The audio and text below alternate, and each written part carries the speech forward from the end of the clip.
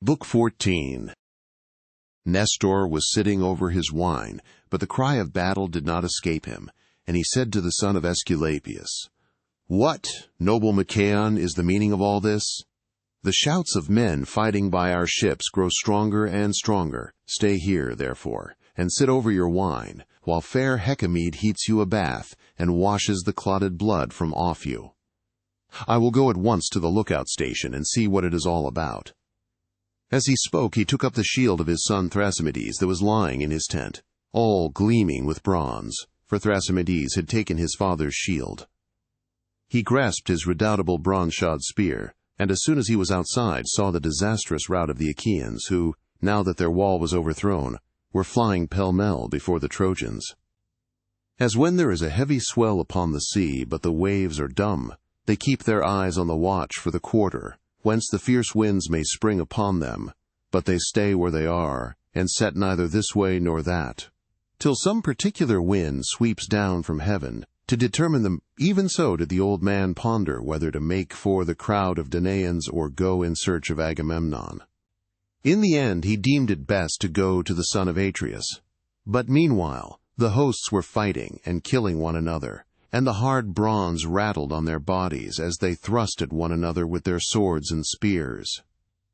The wounded kings, the son of Tydeus Ulysses and Agamemnon son of Atreus, fell in Nestor as they were coming up from their ships, for theirs were drawn up some way from where the fighting was going on, being on the shore itself, inasmuch as they had been beached first, while the wall had been built behind the hindermost. The stretch of the shore, wide though it was, did not afford room for all the ships, and the host was cramped for space. Therefore they had placed the ships in rows, one behind the other, and had filled the whole opening of the bay between the 2 points that formed it. The kings, leaning on their spears, were coming out to survey the fight, being in great anxiety, and when old Nestor met them, they were filled with dismay.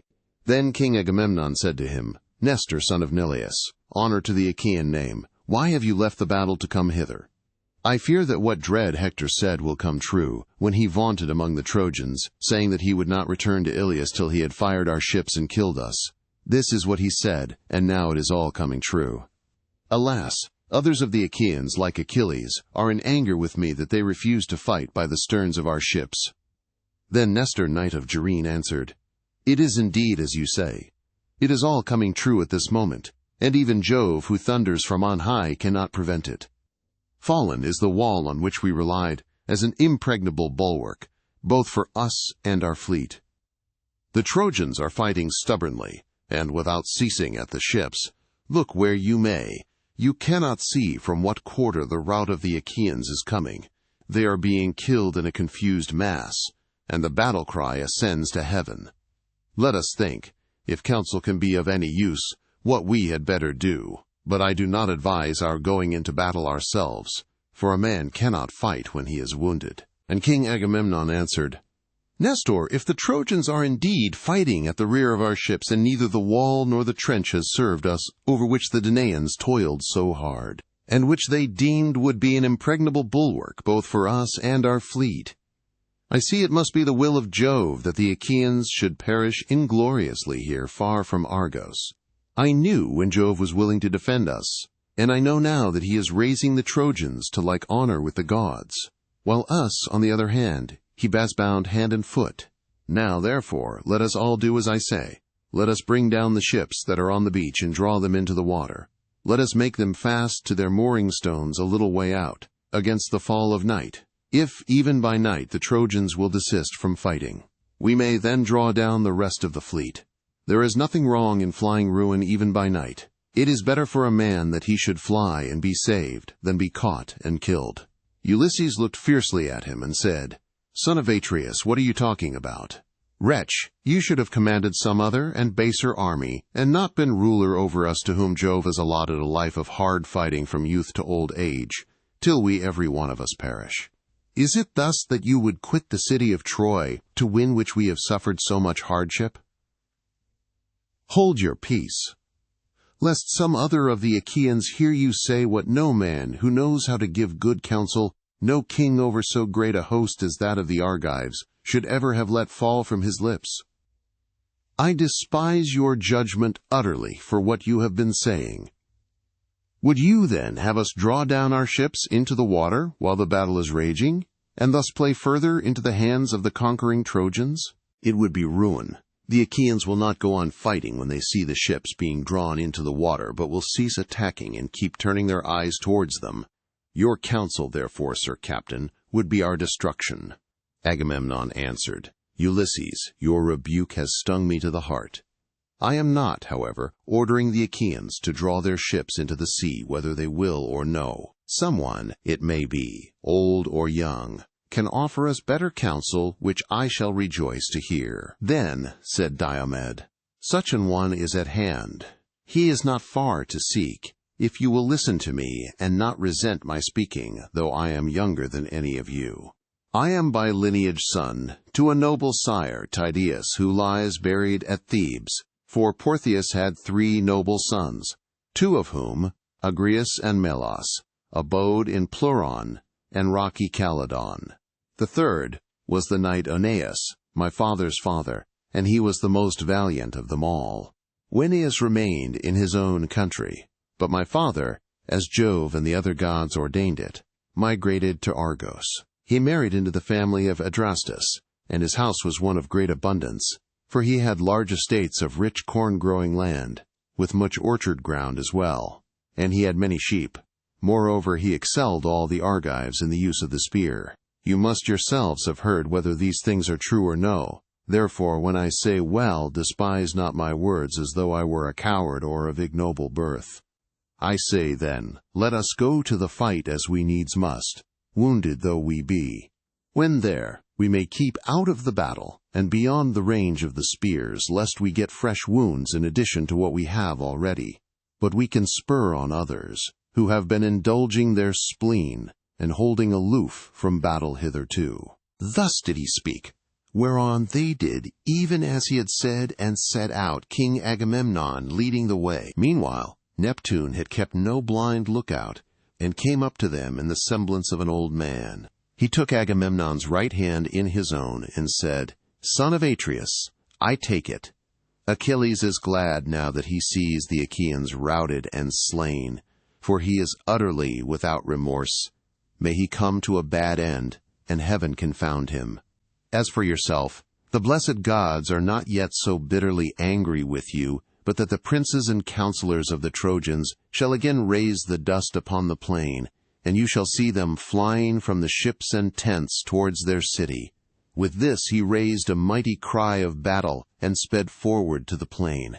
The voice that came from his deep chest was as that of 9,000 or 10,000 men, when they are shouting in the thick of a fight, and it put fresh courage into the hearts of the Achaeans to wage war and do battle without ceasing. Juno of the golden throne looked down as she stood upon a peak of Olympus, and her heart was gladdened at the sight of him who was at once her brother and her brother-in-law, hurrying hither and thither amid the fighting. Then she turned her eyes to Jove as he sat on the topmost crests of many-fountained Ida, and loathed him. She set herself to think how she might hoodwink him, and in the end she deemed that it would be best for her to go to Ida, and array herself in rich attire, in the hope that Jove might become enamored of her, and wish to embrace her.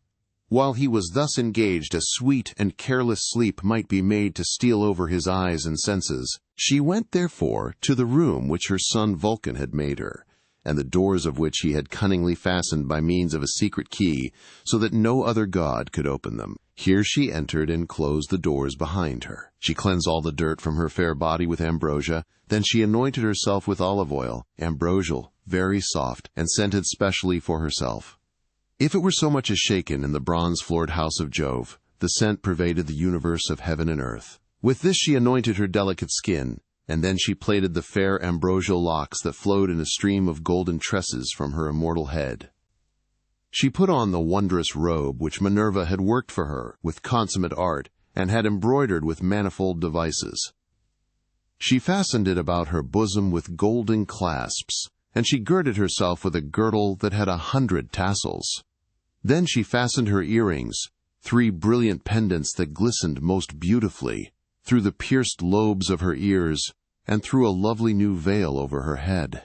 She bound her sandals onto her feet, and when she had arrayed herself perfectly to her satisfaction, she left her room, and called Venus to come aside and speak to her. "My dear child," said she, "will you do what I am going to ask of you, or will refuse me because you are angry at my being on the Danaan side, while you are on the Trojan?" Jove's daughter Venus answered, "Juno, august queen of goddesses, daughter of mighty Saturn, say what you want, and I will do it for at once, if I can, and if it can be done at all."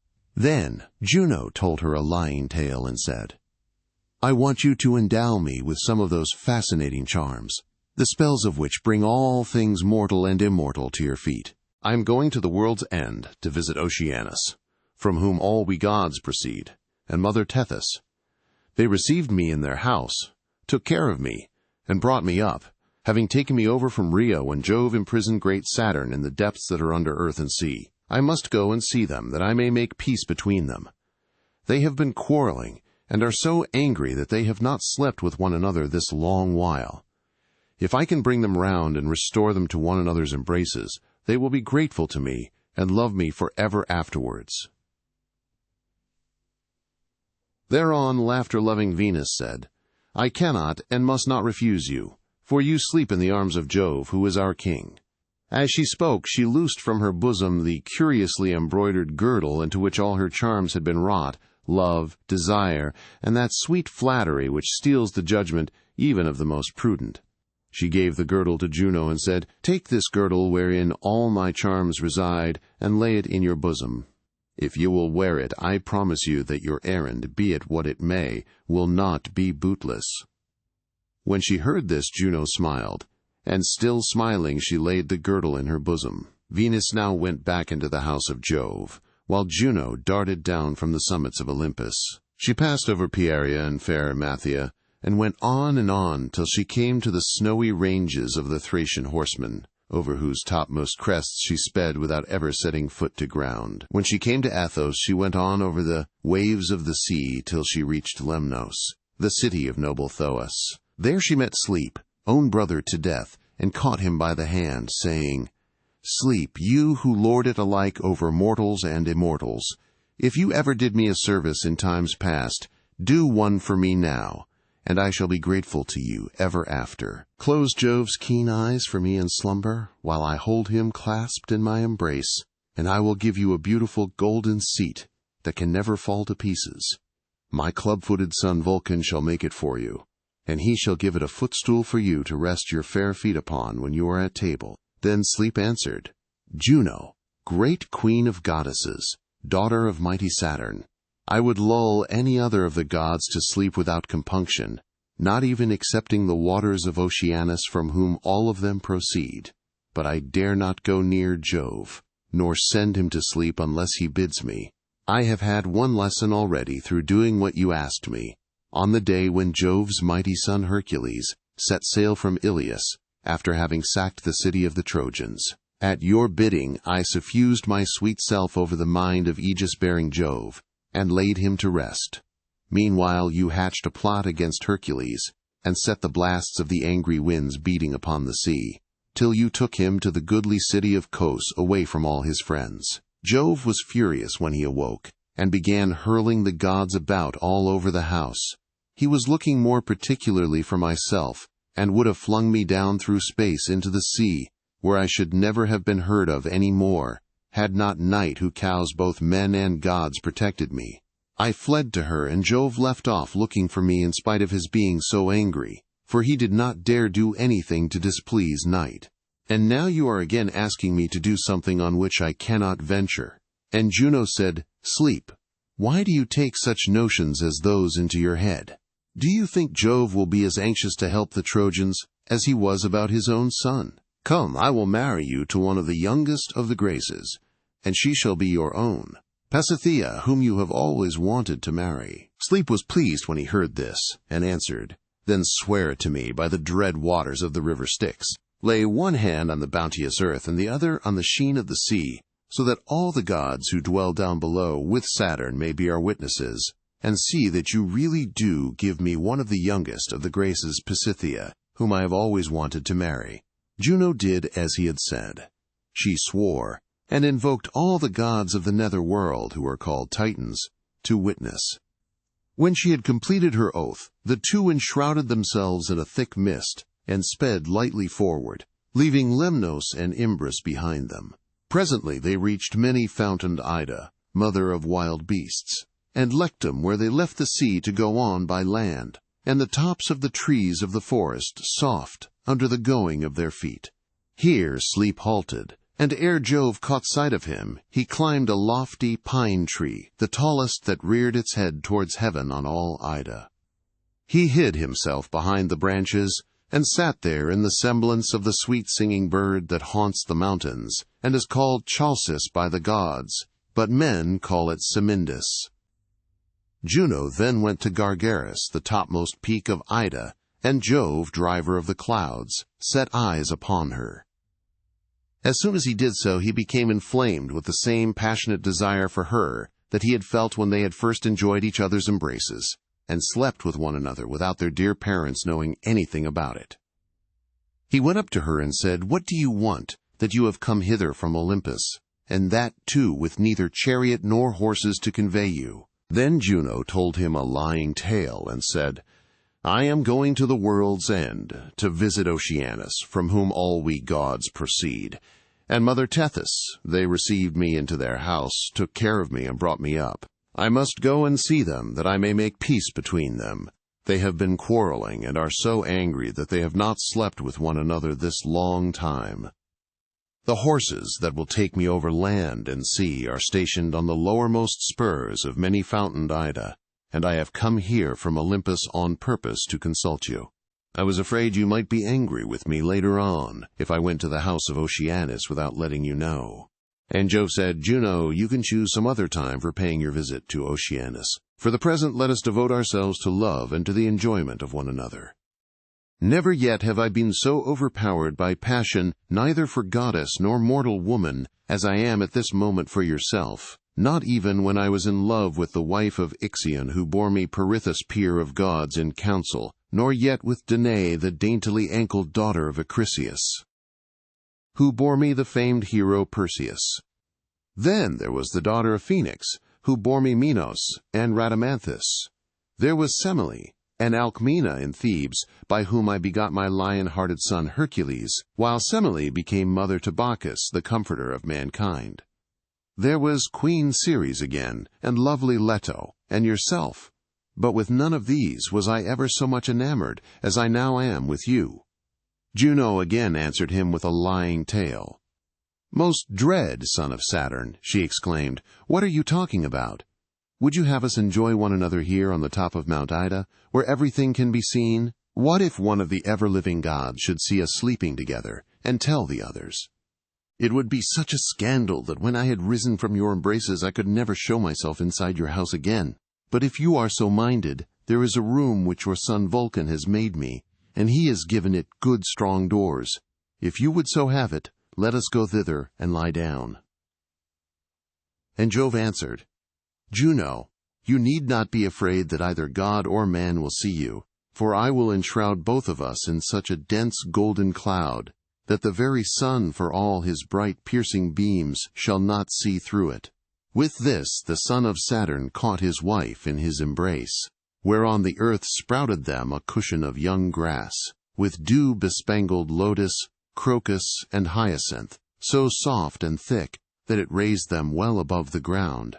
Here they laid themselves down, and overhead they were covered by a fair cloud of gold, from which there fell glittering dewdrops.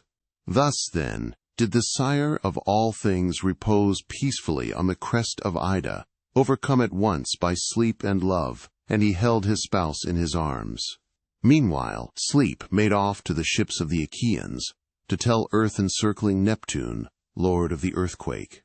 When he had found him, he said, "Now, Neptune, you can help the Danaans with a will, and give them victory, though it be only for a short time while Jove is still sleeping. I have sent him into a sweet slumber, and Juno has beguiled him into going to bed with her." Sleep now departed, and went his ways to and fro among mankind, leaving Neptune more eager than ever to help the Danaans. He darted forward among the first ranks, and shouted, saying, "Argives, shall we let Hector son of Priam have the triumph of taking our ships, and covering himself with glory?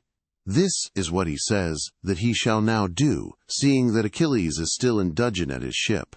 We shall get on very well without him, if we keep each other in heart, and stand by one another. Now, therefore, let us all do as I say. Let us each take the best and largest shield we can lay hold of, put on our helmets, and sally forth with our longest spears in our hands. We'll lead you on, and Hector son of Priam, rage as he may, will not dare to hold out against us. If any good staunch soldier has only a small shield, let him hand it over to a worse man, and take a larger one for himself. Thus did he speak, and they did even as he had said. The son of Tydeus, Ulysses, and Agamemnon, wounded though they were, set the others in array, and went about everywhere effecting the exchanges of armor. The most valiant took the best armor, and gave the worst to the worse man. When they had donned their bronze armor, they marched on with Neptune at their head. In his strong hand he grasped his terrible sword, keen of edge and flashing like lightning.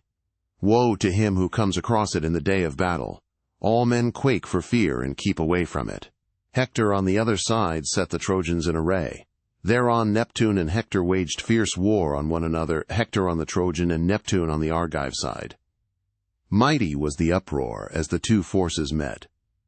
The sea came rolling in towards the ships and tents of the Achaeans, but waves do not thunder on the shore more loudly when driven before the blast of Boreas, nor do the flames of a forest fire roar more fiercely when it is well alight upon the mountains. Nor does the wind bellow with ruder music as it tears on through the tops of when it is blowing its hardest, than the terrible shout which the Trojans and Achaeans raised as they sprang upon one another. Hector first aimed his spear at Ajax, who was turned full towards him, nor did he miss his aim. The spear struck him, where two bands passed over his chest, the band of his shield, and that of his silver-studded sword, and these protected his body. Hector was angry that his spear should have been hurled in vain, and withdrew under cover of his men. As he was thus retreating, Ajax son of Telamon struck him with a stone, of which there were many lying about under the men's feet as they fought, brought there to give support to the ships' sides as they lay on the shore. Ajax caught up one of them and struck Hector above the rim of his shield close to his neck. The blow made him spin round like a top and reel in all directions. As an oak falls headlong when uprooted by the lightning flash of Father Jove, and there is a terrible smell of brimstone, no man can help being dismayed if he is standing near it, for a thunderbolt is a very awful thing. Even so did Hector fall to earth and bite the dust. His spear fell from his hand, but his shield and helmet were made fast about his body, and his bronze armor rang about him. The sons of the Achaeans came running with a loud cry towards him, hoping to drag him away, and they showered their darts on the Trojans, but none of them could wound him before he was surrounded and covered by the princes Polydamas Aeneas, Agenor Sarpedon, captain of the Lycians, and noble Glaucus.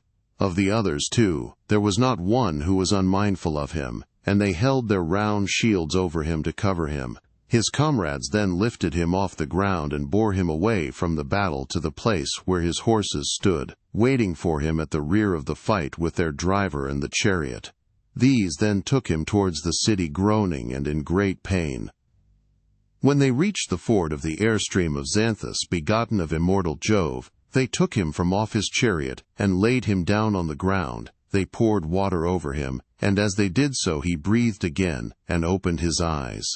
Then kneeling on his knees he vomited blood, but soon fell back onto the ground, and his eyes were again closed in darkness, for he was still stirred by the blow. When the Argives saw Hector leaving the field, they took heart and set upon the Trojans yet more furiously. Ajax, fleet son of Oileus, began by springing on Satnius son of Enops, and wounding him with his spear. A fair naiad nymph had borne him to Enops, as he was herding cattle by the banks of the river Satnius. The son of Oileus came up to him and struck him in the flank so that he fell, and a fierce fight between Trojans and Danaans raged round his body. Polydamas son of Panthus drew near to avenge him, and wounded Prothenor son of Areilycus on the right shoulder. The terrible spear went right through his shoulder, and he clutched the earth as he fell in the dust. Polydamas vaunted loudly over him, saying, "Again I take it that the spear has not sped in vain from the strong hand of the son of Panthus. An Argive has caught it in his body, and it will serve him for a staff as he goes down into the house of Hades." The Argives were maddened by this boasting.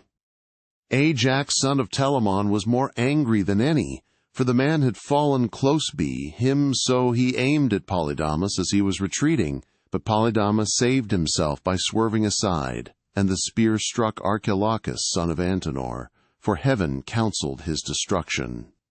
It struck him where the head springs from the neck at the top joint of the spine, and severed both the tendons at the back of the head. His head, mouth, and nostrils reached the ground long before his legs and knees could do so, and Ajax shouted to Polydamas, saying, "Think, Polydamas, and tell me truly whether this man is not as well worth killing as Prothenor was. He seems rich, and of rich family, a brother, it may be, or son of the knight Antenor, for he is very like him." But he knew well who it was, and the Trojans were greatly angered. Acamas then bestrode his brother's body, and wounded Promachus the Boeotian with his spear, for he was trying to drag his brother's body away. Acamas vaunted loudly over him, saying, "Argive archers, braggarts that you are, toil and suffering shall not be for us only, but some of you too shall fall here as well as ourselves. See how Promachus now sleeps, vanquished by my spear. Payment for my brother's blood has not long delayed. A man, therefore, may well be thankful if he leaves a kinsman in his house behind him to avenge his fall." His taunts infuriated the Argives, and Peneleos was more enraged than any of them. He sprang towards Acamas, but Acamas did not stand his ground, and he killed Ilioneus, son of the rich flockmaster Phorbas, whom Mercury had favored and endowed with greater wealth than any other of the Trojans. Ilioneus was his only son, and Peneleos now wounded him in the eye under his eyebrows, tearing the eyeball from its socket. The spear went right through the eye into the nape of the neck, and he fell, stretching out both hands before him. Peneleos then drew his sword and smote him on the neck, so that both head and helmet came tumbling down to the ground, with the spear still sticking in the eye. He then held up the head, as though it had been a poppy head, and showed it to the Trojans, vaunting over them as he did so. "Trojans," he cried, "bid the father and mother of noble Ilioneus make moan for him in their house, for the wife also of Promachus, son of Elegenor, will never be gladdened by the coming of her dear husband, when we Argives return with our ships from Troy." Was. As he spoke, fear fell upon them, and every man looked round about to see whither he might fly for safety. Tell me now, O Muses, that dwell on Olympus, who was the first of the Argives to bear away blood-stained spoils, after Neptune, lord of the earthquake, had turned the fortune of war? Ajax, son of Telamon, was first to wound Hirtius, son of Gyrtius, captain of the staunch Mysians. Antilochus killed Phalces and Murmarus, while Meriones slew Mores and Hippotion. Tutor also killed Protune and Periphetes. The son of Atreus then wounded Hyperenor, shepherd of his people, in the flank, and the bronze point made his entrails gush out as it tore in among them. On this his life came hurrying out of him at the place where he had been wounded, and his eyes were closed in darkness. Ajax, son of Oileus, killed more than any other, for there was no man so fleet as he to pursue flying foes when Jove had spread panic among them.